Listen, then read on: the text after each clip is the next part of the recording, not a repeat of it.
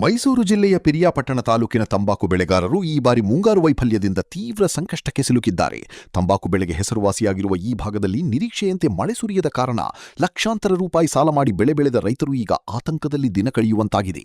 ಬ್ಯಾಂಕುಗಳು ಹಾಗೂ ಖಾಸಗಿ ಮೂಲಗಳಿಂದ ಸಾಲ ಪಡೆದು ಬೆಳೆ ಬೆಳೆದ ರೈತರು ಆಕಾಶದತ್ತ ಮುಖ ಮಾಡಿ ಮಳೆಯ ನಿರೀಕ್ಷೆಯಲ್ಲಿದ್ದಾರೆ. ಮಳೆಯಿಲ್ಲದೆ ತಂಬಾಕು ಬೆಳೆ ಒಣಗುತ್ತಿದ್ದು ಹೂಡಿಕೆ ಮಾಡಿದ ಹಣವೂ ಕೈತಪ್ಪುವ ಭೀತಿ ಎದುರಾಗಿದೆ. ಚಪ್ಪರದಹಳ್ಳಿ ಗ್ರಾಮ ಸೇರಿದಂತೆ ಹಲವು ಕಡೆ ರೈತರು ಮಳೆಯಾಗಲೆಂದು ದೇವರಿಗೆ ವಿಶೇಷ ಪೂಜೆ ಪ್ರಾರ್ಥನೆ ಸಲ್ಲಿಸಿದ್ದರು. ಮಳೆಯ ಸುಳಿವು ಕಾಣಿಸುತ್ತಿಲ್ಲ ಎಂದು ರೈತರು ಕ್ಯಾಮರಾ ಮುಂದೆ ತಮ್ಮ ಅಳಲು ತೋಡಿಕೊಂಡಿದ್ದಾರೆ. ಚಪ್ಪರದಹಳ್ಳಿ ಗ್ರಾಮದಲ್ಲಿ ವಾಸ ಆಗಿದ್ದೀವಿ. ನಾವು ತಂಬಾಕು ಬೆಳೆದಿದ್ದೀವಿ. ಎಲ್ಲ ಹಾಳಾಗಿದೆ.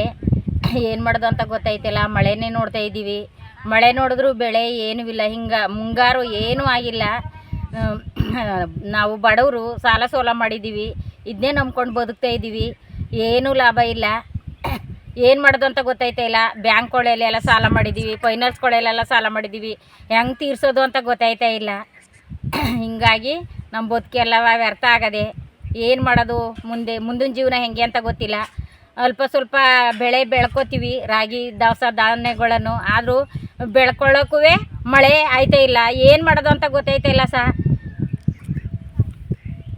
ಮೋಡನೇ ನೋಡ್ತಾ ಇದ್ದೀವಿ ಮಳೆ ಬರ್ತದೆ ಅಂತ. ಆದರೂ ಮಳೆ ಬಂದಿಲ್ಲ. ಎಲ್ಲ ಬಡವರೆಲ್ಲ ಕಂಗ್ಲಾಗವ್ರೆ. ಏನು ಮಾಡೋದು ಅಂತ ಗೊತ್ತಾಯ್ತಾ ಇಲ್ಲ.